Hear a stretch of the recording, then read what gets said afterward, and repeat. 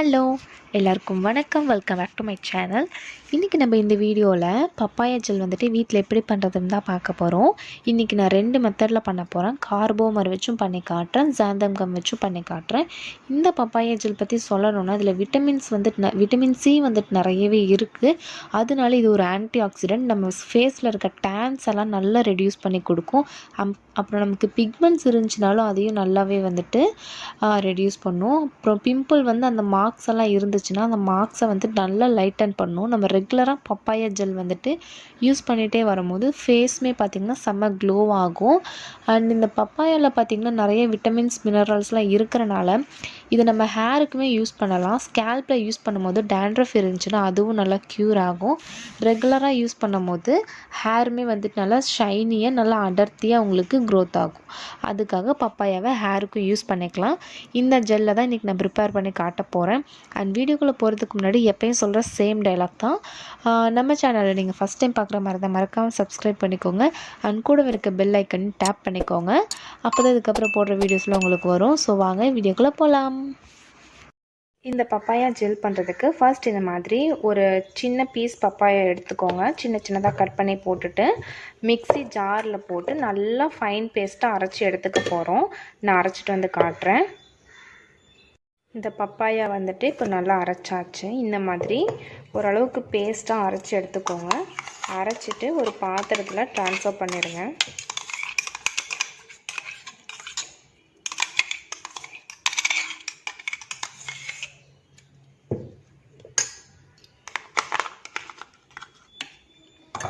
இப்போது இது கூட வந்துட்டு கொஞ்சமாக டிஎம் வாட்டர் ஆட் பண்ணிக்கோங்க.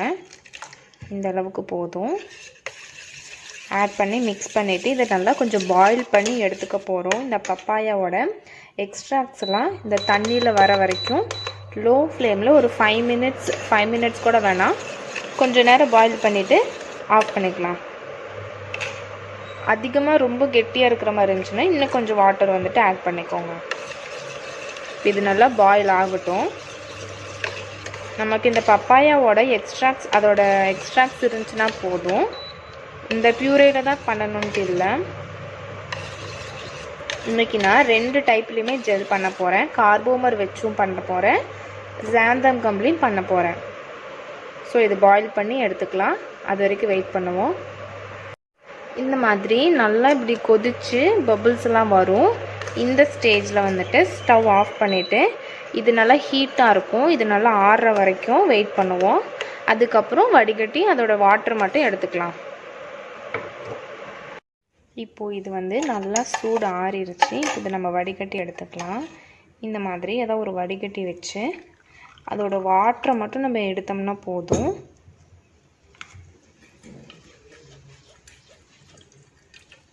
கீழே இருக்க வாட்டரில் வந்துட்டு இந்த பப்பாயாவோட எக்ஸ்ட்ராக்ட்ஸ் எல்லாமே வந்திருக்கும். ஸோ அந்த வாட்டர் எடுத்து மட்டும் நம்ம ஜெல் பண்ணிக்கலாம்.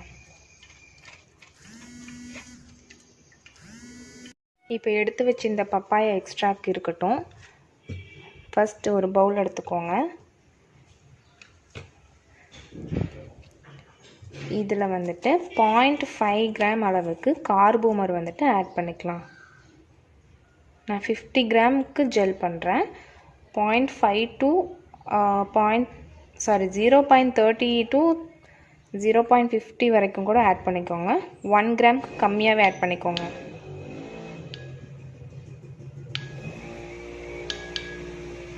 ஓகே, இது கூட ஒரு 3 to 5 ml அளவுக்கு கிளிசரின் ஆட் பண்ணிக்கலாம்.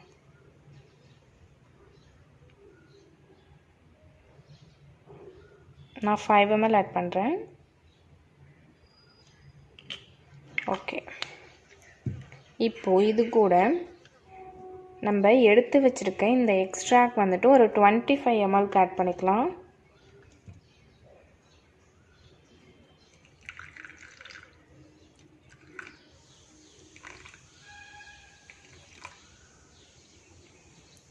கூடவே ஒரு 25 ml டிஎம் வாட்டர் ஆட் பண்ணிக்கலாம்.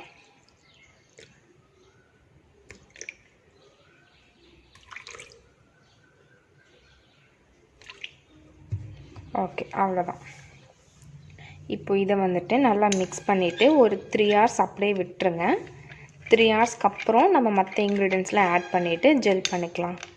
இந்த கார்போமர் வந்துட்டு இந்த தண்ணியில் நல்லா டிசால்வ் ஆகிற வரைக்கும் மிக்ஸ் பண்ணி விட்டுட்டு ஒரு 3 hours வந்துட்டு அப்படியே ஒரு பக்கமாக வச்சுருங்க. இது இருக்கட்டும். அடுத்து இன்னொரு பவுல் எடுத்துக்கோங்க. இது வந்துட்டு ஜாந்தம் கம்மில் பண்ணுறதுக்கு. இப்போது இதில் வந்துட்டு இதுவும் அதே மாதிரி ஒரு 0.5 to 1 gram அளவுக்கு ஜாந்தம் கம் எடுத்துக்கலாம். நான் 1 gram எடுத்துக்கிறேன். ஓகே. இது கூடவே கிளிசரின் வந்துட்டு ஒரு 3 to 5 ml ஆட் பண்ணிக்கலாம். இந்த ஜாந்தம் கம் வந்துட்டு கிளிசரினில் மட்டும்தான் டிசால்வ் ஆகும். 5 ml எடுத்துக்கலாம்.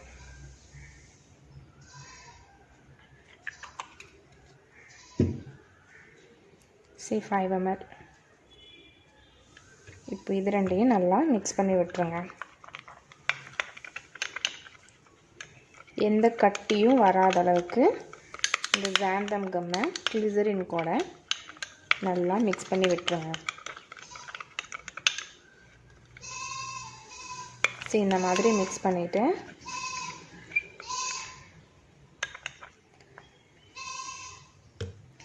இப்போது இதுலையும் ஒரு 30 to 25 mlக்கு இந்த பப்பாயா எக்ஸ்ட்ராக்ட் ஆட் பண்ணிக்கலாம்.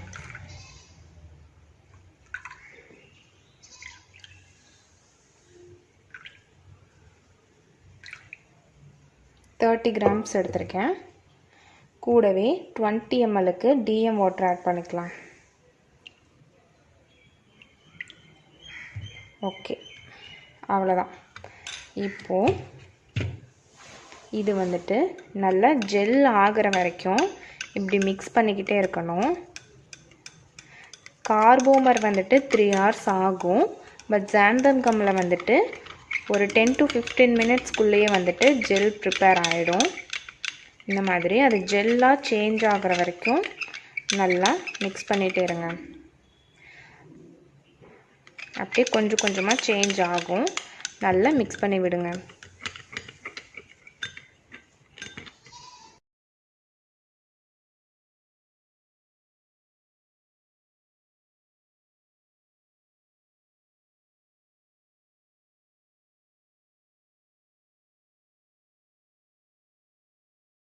நல்லா ஒரு 5 minutes மிக்ஸ் பண்ணாதுமே இந்த ஜெல் வந்துட்டு நல்லா திக்காக வந்துருச்சு. இது வந்துட்டு ஜாந்தம் கம்மில் பண்ண ஜெல்.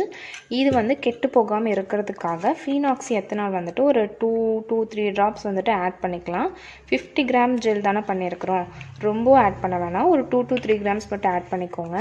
இதுக்கு பதிலாக நீங்கள் சோடியம் பென்சோனேட் கூட ஆட் பண்ணலாம். இந்த ஜூஸை கூட நீங்கள் ப்ரிசர்வ் பண்ணிவிட்டு கூட யூஸ் பண்ணிங்கன்னா இன்னும் செல்ஃப் லைஃப் வந்துட்டு அதிகமாக வரும். அவ்வளோதான். இது வந்துட்டு நம்மளோட ஜாந்தம் கம்மில் பண்ண ஜெல் வந்துட்டு ரெடி ஆகிடுச்சு. இதில் வந்துட்டு உங்களுக்கு ஏதாச்சும் எசென்ஷியல் ஆயில்ஸு எதாவது ஆட் பண்ணணுன்னா நீங்கள் அதையும் ஆட் பண்ணிக்கலாம். சரி, அவ்வளோதான். நம்மளோட ஜாந்தம் கம்மில் பண்ண பப்பாயா ஜெல் வந்துட்டு ரெடி. ஒரு 3 hours கழித்து கார்போமரில் பண்ணதையும் நான் ப்ரிப்பேர் பண்ணி காட்டுறேன். இப்போ வந்து ஒரு 3 hours ஆகிடுச்சு. இந்த கார்போமர் வந்துட்டு நல்லா இந்த தண்ணி கூட டிசால்வ் ஆகிடுச்சு. இப்போ இதை வந்துட்டு இந்த தண்ணியை ஜெல்லாக மாற்றுறதுக்கு நம்ம டீ ஆட் பண்ணுறோம். இது வந்துட்டு ட்ராப்பாக ஆட் பண்ணிக்கோங்க. ரொம்ப ஆட் பண்ண வேணாம். சொட்டு சொட்டாக ஊற்றிட்டு நல்லா மிக்ஸ் பண்ணவே உங்களுக்கு வந்துட்டு ஒரு நல்ல ஜெல் கன்சிஸ்டன்சிக்கு டக்குன்னு சேஞ்ச் ஆகிடும். ஆட் பண்ணதும் நல்லா மிக்ஸ் பண்ணி விடுங்க. நான் ஒரு 2 to 3 drops தான் ஆட் பண்ணேன். அதுக்கே பாருங்கள் நல்லா ஜெல் கன்சிஸ்டன்சிக்கு சேஞ்ச் ஆகிடுச்சு. இங்கே பாருங்கள், நம்ம பப்பாயா ஜெல் வந்துட்டு ரெடி ஆகிடுச்சு. இந்த திக்னஸே போதும். உங்களுக்கு இன்னும் திக்னஸ் வேணும் அப்படின்னா டீ இன்னுமே கொஞ்சம் ஆட் பண்ணிக்கோங்க. இல்லை இன்னும் கொஞ்சம் லூஸாக வேணும் அப்படின்னா சூடான DM வாட்டர் எடுத்து ஆட் பண்ணிங்கன்னா நல்லா அது லூஸாக கொஞ்சம் ஒரு லிக்விட் கன்சிஸ்டன்சிக்கு சேஞ்ச் ஆகிடும். இவ்வளோ திக்னஸ் இல்லாமல் ஓரளவுக்கு சேஞ்ச் ஆகிடும். இப்போது இது கெட்டு போகாமல் இருக்கிறதுக்காக இதில் வந்து ஒரு 2 to 3 ட்ராப்ஸ் வந்துட்டு ஃபீனாக்சி எத்தனால் ப்ரிசர்வேட்டிவ் வந்துட்டு ஆட் பண்ணுறோம். அவ்வளோதான். இப்போது இதுலேயுமே வந்துட்டு உங்களுக்கு ஏதாச்சும் எசென்ஷியல் ஆயில்ஸ் ஆட் பண்ணணும், ஃப்ரேக்ரன்ஸ் ஆட் பண்ணணும் அப்படின்னா ஆட் பண்ணிவிட்டு தாராளமாக நீங்கள் யூஸ் பண்ணலாம். இதில் நம்ம ப்ரிசர்வேட்டிவ் ஆட் பண்ணியிருக்கிறனால 1 day கழித்து யூஸ் பண்ணுங்கள், உடனே யூஸ் பண்ண வேணாம். 12 to 24 hours கழித்து நீங்கள் யூஸ் பண்ணிக்கலாம். அவ்வளோதான், நம்மளோட பப்பாயா ஜெல் ரெடி. இது வந்துட்டு கார்போமரில் பண்ண ஜெல், இது வந்துட்டு ஜாந்தம் கம்மில் பண்ண பப்பாயா ஜெல்.